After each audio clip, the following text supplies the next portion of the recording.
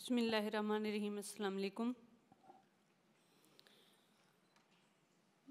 मैं जिनीबा summit organisation के इंतज़ामिया और इसके सदर और जिनीबा की आवाम की शुक्रगुज़ार हूँ जिन्होंने मुझे यहाँ बुलाया और इज़्ज़त बख्शी।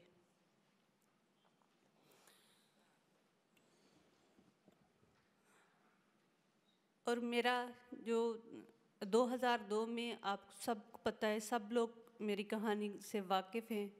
उसके बाद मैंने जो काम किया, क्योंकि मैंने ये देखा जो पढ़े लिखे लोग हैं जिनके पास इल्म और दौलत, इल्म की दौलत है, वो लोग जो है ना उनके पास शऊर होता है, अच्छे बुरे की पहचान होती है। और उसको देखकर मैंने एक स्कूल शुरू किया अपने एक छोटे से कमरे से, जहाँ से 4 स्टूडेंट से शुरू किया और तकरीबन 2 साल तक मैं चलाती रही। 2 साल एक टीचर थी मेरी शानजा सैर, जिसकी 1500 पाकिस्तानी तनख्वाह थी। तो 6 महीने की मैंने उसको तनख्वाह नहीं दी हुई थी। तो वो एक दिन मुझे कहने लगी, कहती है आप मुझे आप ही बाजी मुझे देनी है तनख्वाह तो आप दें, नहीं देनी तो आप मुझे बता दें, मैंने कहीं और काम करना है। तो मेरा एक जानवर था और मेरी कानों की बालियाँ थी, मैंने वो बेच के उसको 6 माह की तनख्वाह दी और 6 माह आगे की भी तनख्वाह दी।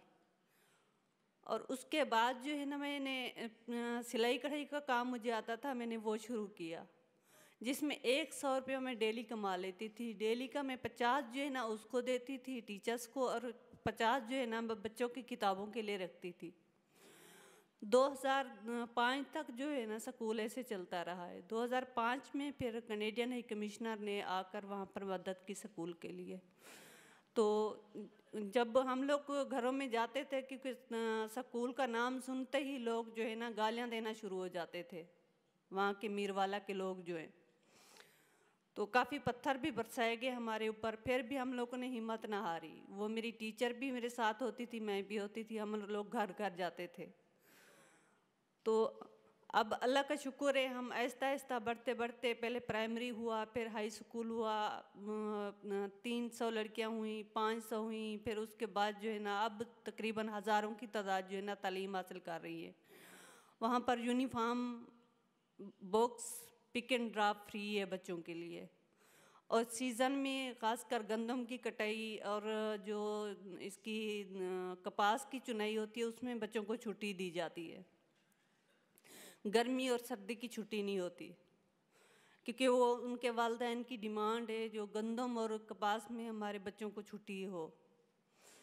उसके अलावा मैंने देखा जो मेरे साथ हुआ, घर वालों ने मेरे साथ कोई ताउन नहीं किया। इसमें खासकर जब मेरा केस हुआ तो मेरे घर वाले मेरे खिलाफ थे, जो ये थाने ना जाए। थाने में वैसे जाना नहीं चाहती थी, मैं गई इसलिए क्योंकि जो मुखालिफ पार्टी थी उन्होंने मुझे धमकी दी, मेरे पास धमकी पहुंची, जो हम लोग ये थाने पे गई तो हम लोग इसको कत्ल कर देंगे। मैंने 2 मरतबा खुदकुशी की कोशिश की, जैसे आम लड़कियां करती हैं, मैंने भी कोशिश की। तो जब मुझे पता चला तो मैंने उसको ज़िद बना लिया, मैंने थाने पे जाना है। मेरा मतलब ये था वो मुझे मार देंगे। जब मैं थाने में गई तो मेरे भाई, मेरे बाकी जो ख़ानदान के लोग थे, सारे मेरे खिलाफ हो गए। एक मेरी अम्मी मेरे साथ थी और छोटा भाई था, और बड़ा भाई मुझे हर वक्त धमकियाँ देता था, मैं खुदकुशी कर लूँगा। मैंने कहा मैं आप कर ले, मैं तो वैसे मार चुकी हूँ, मेरे सामने कर ले, मुझे कोई परवाह नहीं है। मैं थाने पे गई, जो थाने पे जो औरत के साथ सलूक होता है वो मैंने भुगता। फिर मैं अदालत में गई, 2002 में अदालत में फ़ैसला हुआ, क्योंकि वो मेरा फ़ैसला मेरे हक़ में हुआ। और 2005 में अदालत हाई कोर्ट में मेरे ख़िलाफ़ फ़ैसला आया। फिर 2009 में दोबारा मेरे ख़िलाफ़ फ़ैसला आया सुप्रीम कोर्ट में। अब मैंने दोबारा जो है ना अपील की हुई है। तो अब 10 साल होने वाले एक